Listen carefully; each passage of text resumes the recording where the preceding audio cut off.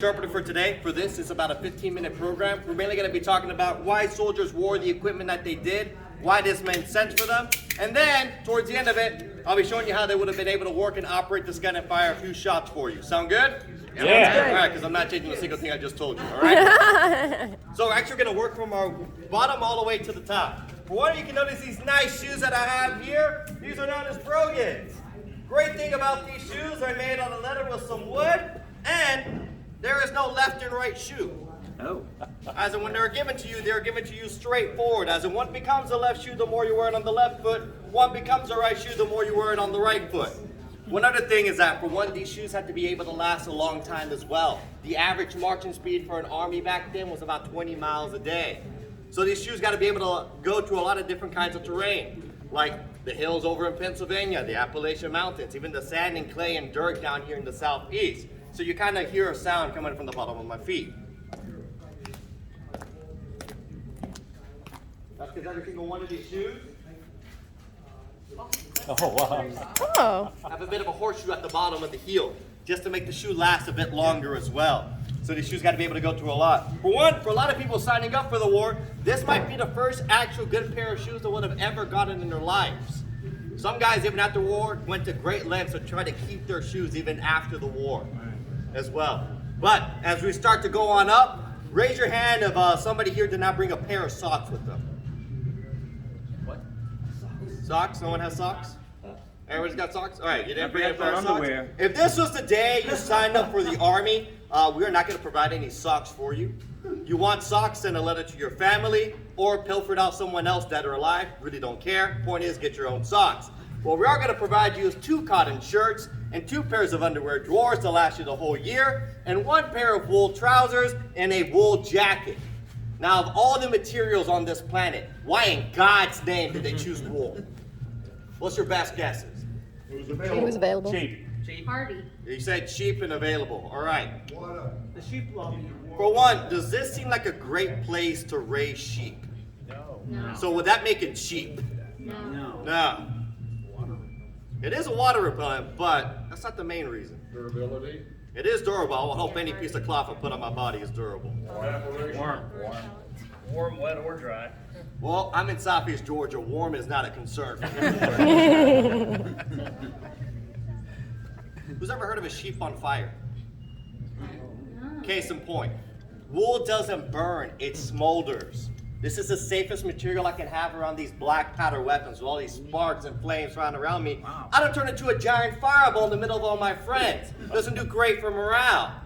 But that's not to say you can't get me on fire if you don't try hard enough. But it is water resistant as well. It does keep me warm. Let's just say I fall into a cold creek in Tennessee in the middle of a winter. Great thing about wool, it's a good insulator. I won't get hypothermia as easily. So this is really just one of the best materials you can have at the time, consider everything else. But as we start to move around, you'll start to notice my leathers. And you'll also notice that most of the things I need to fight are oriented on my right-hand side. Do I have any left-handed people here by chance? All right, it's time for you to grow up, learn how to use your right hand, all right? I don't have time to make left-handed gear for you. This is a right-handed army, so you're gonna learn how to use it whether you like it or not. You'll also notice that I have my cartridge box over here to my right. Usually every guy would have about 40 to 60 rounds of ammunition on their person at all times. And inside these cartridges, you would have been able to have all the black powder you need and the round at the bottom as well. As you start to go on through, you'll notice right next to that, I have my cap pouch. Now, thing is though, by the time you get to the Civil War, almost every gun is rifled and using this cap, percussion cap system.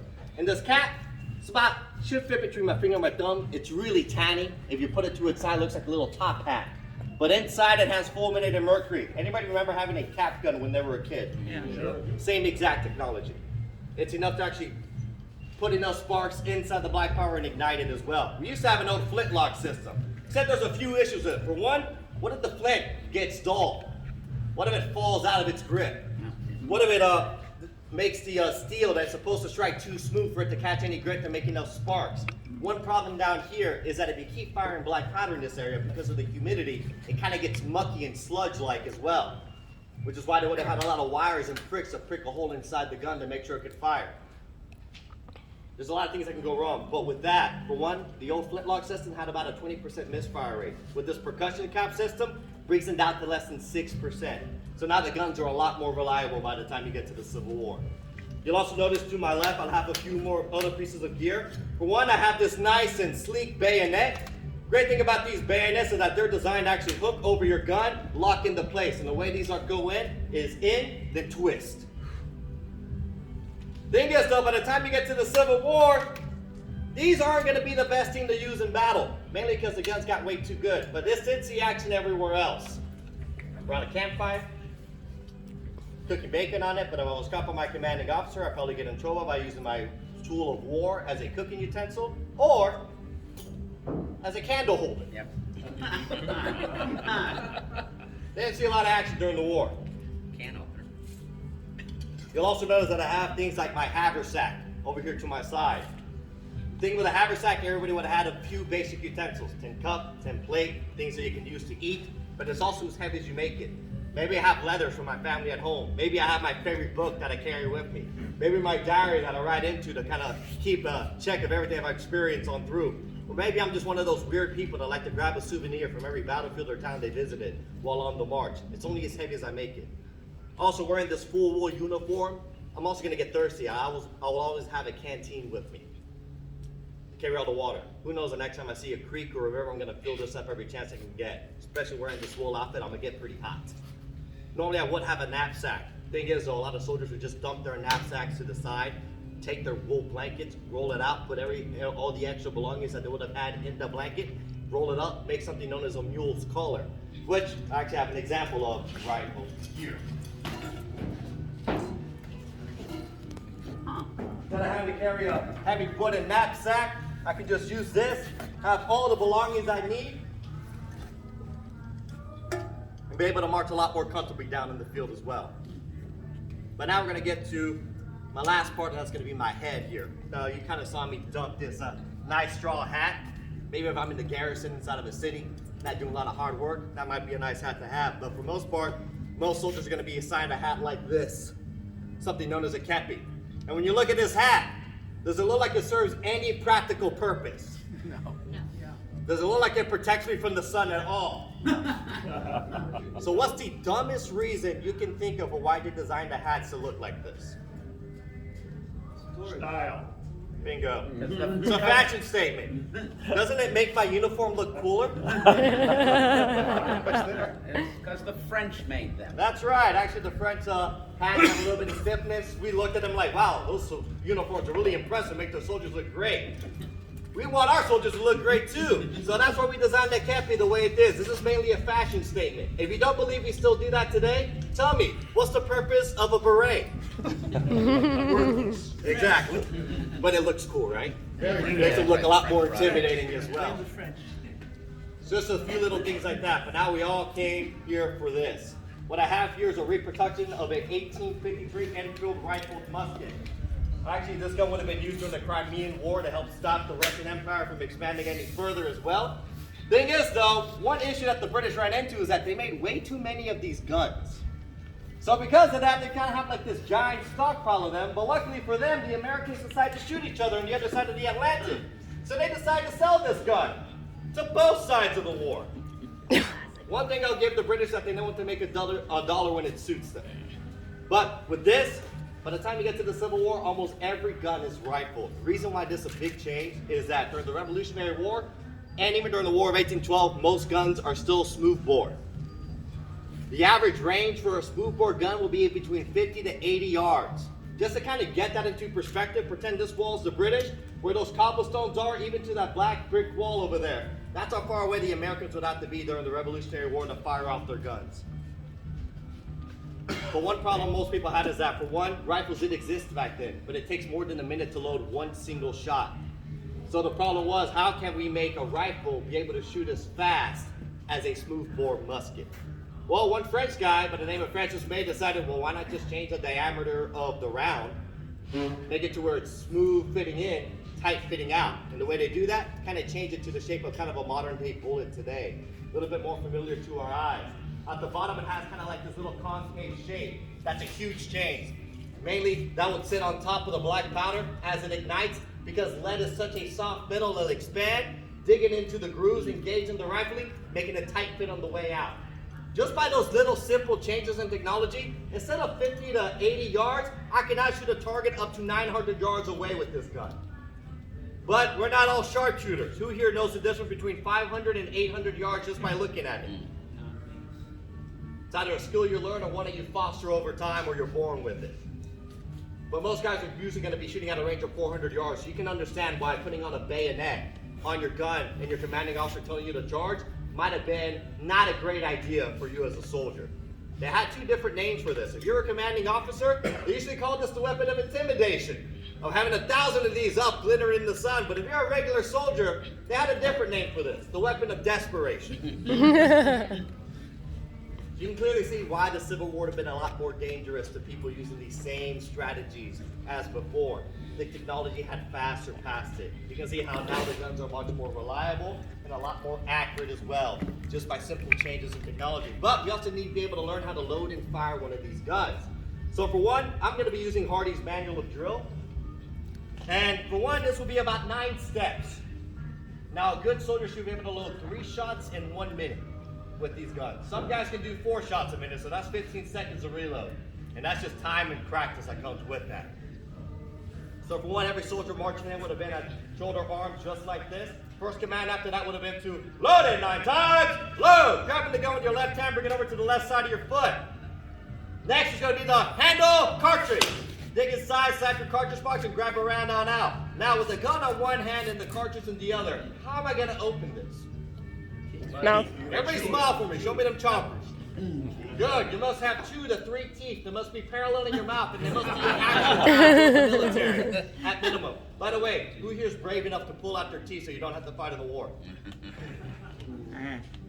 No one here's brave enough like that? Some of you. All right. Good. By the way, after about 2 years into the war, the South would issue a draft. The North for a different reason. They just want to end the war. For the South, they're running out of men.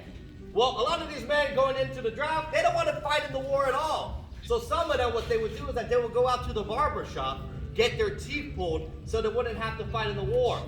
Cowards have a different sense of courage, but they also tend to live longer as well. So the next command is going to be to, there, cartridge. Spit at the enemy as best you can. Charge, cartridge. Pour the rest of the black powder down and push the musket ball down inside. Next is going to be to draw, rammer. 2 simple strokes, draw the rammer out. Ram, cartridge. Make sure it's nice and sit at the bottom. What do you think the next step is?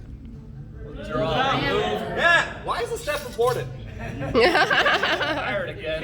Yeah, I'm not going to be able to fire it again. I can't reload my gun. And if I shoot this, I turn it to a 1-shot spear gun for no reason at all. I'm stuck with a 3-foot club. And I doubt the Yankee on the other side is going to cross the field and be like, hey, Johnny Reb, you forgot this. Try again. That's why they would practice this about 5 to 6 hours a day. So that way, it's just muscle memory. You don't have to think about it. So it's really important that they did this. If you go to some Civil War battlefield sites, you might see these stuck in trees, because some guys forgot to put it back. Oh, wow. And they even had a nickname for new soldiers coming in, fish out of water. Reason being, what's a fish do when it's out of water? Flops around, right? Kind of like a lot of these green soldiers are going to be flopping around. But what happens if a fish stays out of water for too long? It dies. That's a die. And what happens if it stays dead on the field? Smells. Starts to smell. Yeah. That's one nickname they gave to a lot of newer green soldiers when they came in, because they're going to flop around like a fish, end up dying like one, and end up sticking up the battlefield as well. It was a fun nickname at the beginning, wasn't it? Return, rammer. Once you put it back where you found it, prime. Go back into the T position, half cock your gun, dig inside and grab a cap, put it what is known as the nipple of the gun. Reason being, bring it up to the nipple of your chest. Normally you go back to shoulder your arms. This is a visual signal for the commanding officer to let them know that, hey, everyone is loaded and ready to go. And then the next 3 steps after that tend to be pretty simple. Make ready, bring it up at full cock. Take aim, fire! But like I said, every soldier should have been able to load 3 shots in 1 minute. But you also want to have skirmishers out on the battlefield as well. And the way skirmishers work, they'll actually be in front of the main line, scattered about 5 to 10 paces apart from each other. Try to fire from every piece of cover that they can and harass the enemy until your line gets into position. So these guys should have been able to load their guns standing up, on one knee, or on their back. And that's what I'm going to be demonstrating for you folks today. If you want to time me and see if I do it under a minute, go right on ahead.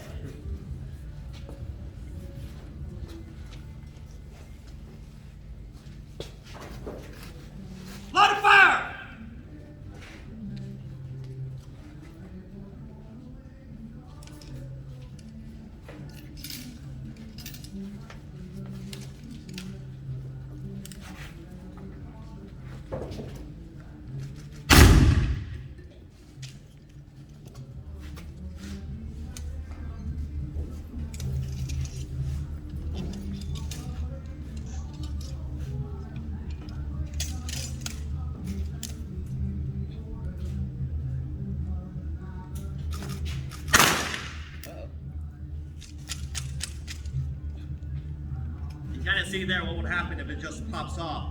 Black powder did not go off inside the gun. You're starting to look like a fish out of water. Hang fire. We'll try this one more time. If it does not go off, I will have to flood the gun.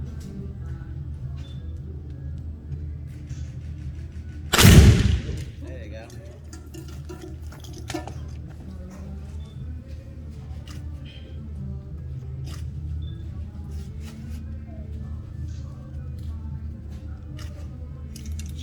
That's so cool.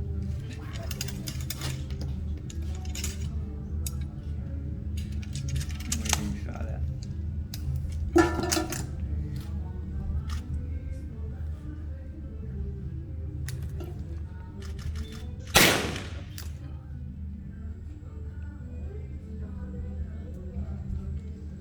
Now imagine this happening on the battlefield. Stress. You can see why it's really important that these men kept their composure, able to keep things together. Because what if I do not hear my gun go off? Especially with all the fire going on through. You rammed There'll actually be one story of a guy loading 6 shots inside of his gun, didn't even Yeah. hear it go off. Imagine if it did go off, he'd probably be dead. Ah. With that, 3 shots, we're out. But I should kind of give you a better sense of how well trained these guys would have to be. Able to load and fire the guns. And there's a lot of different ways to fight with this as well. And actually, as embarrassing as you would think this is, it's actually pretty good that you saw that. Even though, yeah, the guns are more reliable, that does not make them 100% foolproof as well. These guns can still misfire. And am I going to hear that with thousands of guns going off at the same time? Yeah. With all that smoke going through? Absolutely not. That's why it's really important that these guys trained every single day. And even if one of my friends got shot next to me, I still got to be able to keep my composure, load and fire the gun as fast as I can, and shoot. If one guy can load 3 shots in 1 minute, he can probably shoot 180 rounds an hour if he's well supplied throughout the course of the battle. Now multiply that by hundreds of people and then thousands. Does these battle times are going as slow as you would think? Absolutely not. Imagine just doing all those movements. You kind of see how kind of bated for breath I am right now. Imagine how tired these guys will be on the battlefield as well. Some of these battles will last for hours, sometimes days. And there's a lot of different ways to fight with a musket. Everybody's familiar with everybody firing their guns at the same time. You can also fire in the advance where one row steps up, fires their gun, second row takes 5 steps in front of them, they fire their guns, maybe a third row, if they have that, will step up in front of them, fire their guns, but they're slowly creeping up. By the time that third row fires, that first row should already start walking up and fire their guns again in front of them, but it's a slow creep. You can also fire by file. For that, it's more advanced units. Just imagine I'm part of a group of 200 men. I'm in the first row, there's a row behind me, we're all shoulder to shoulder. The first 4 at the far end, they fire their guns. Then the next 4, and the next 4, and the next 4. So it looks like a wave going down the battle line and just da-da-da-da-da-da-da-da-da-da-da. Da-da-da-da-da-da-da-da-da-da-da. So there's a repeated line of fire going down the field. Other than that, if you have any questions, feel free to ask, and enjoy the rest of your morning while you're out here.